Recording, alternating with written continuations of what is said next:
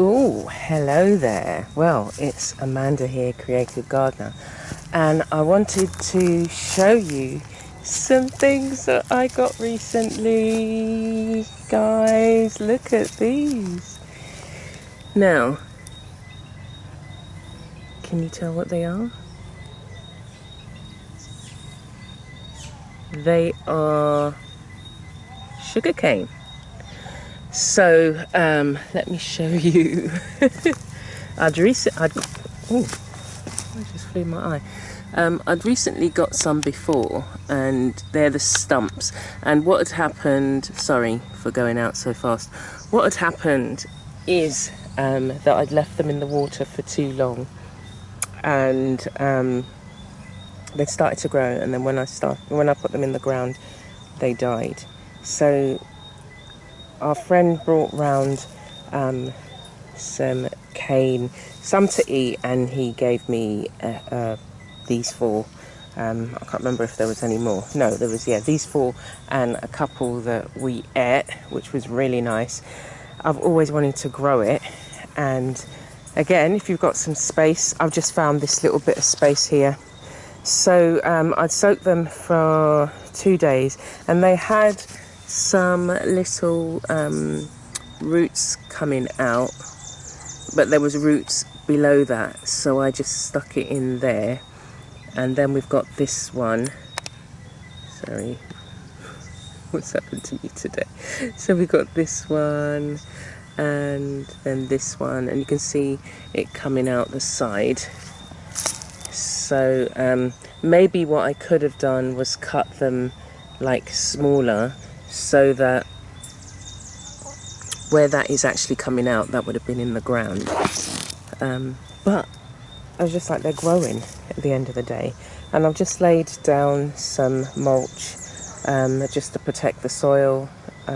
We've had some rain, but just in case they're not getting enough water. So I think maybe they need a bit of watering. But we had a little bit of rain today, so I'm going to leave it and see how we get on. But yeah, sugarcane. So I'm not sure how long it takes to grow. Probably, you probably take, going 2-3 months. But this particular part of the soil is quite nourished. It's not had, the only thing that we've tried to plant in here, in this section, was sweet potatoes, but they didn't survive, and I never got a chance to grow anything else. I was just kind of like, I just kept mulching it, and the things that sprung up were this river tamarind tree, and I've planted the curry leaf tree, and I've got a frangipani tree here. You see, it only rained a little bit today. So I just keep this here to gather some water, and then when it rains, I'll pour it out on the plant next to it. But the frangipani tree is doing really well, and this was just taken from a cutting. And the curry leaf tree, it's not doing as well as it did when it was in the pot. So I think it may be still trying to establish itself, or maybe it needs some form of nutrients that I need to add to the soil, but we'll see. But for now, the sugarcane, I'm really pleased with it. And as I say, it's there's several plants that I've always wanted to grow, and I've managed to get some of them. So the next plant I'll probably show you is plantain. I managed to get a pup, and it's starting to grow. And when I show you the plantain, I'll probably show you how the bananas are doing, the banana plants are doing. But yeah, I've got 4 sugarcane plants coming up, and what I'm hoping is that I can just, on a regular basis from now, be able to, actually I don't think I should do that, I'll just leave it.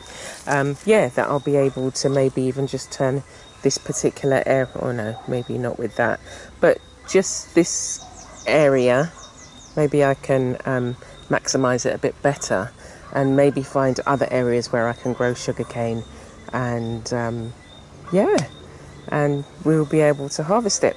Okay, so let me know how you're getting on. If you're growing sugarcane, are you? Have you grown it before? Have you got any tips for me? Please leave your comments down below. And do I need to mulch it a bit more, cover it up a bit more? I can see a snail there.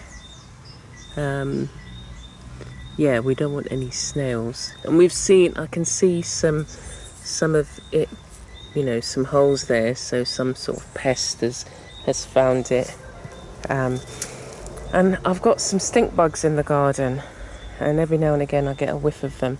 I've tried to spray them with some soapy water, neem oil and cedar oil, so we'll have to see if that does a trick. Anyway, so take care for now, and I will see you soon.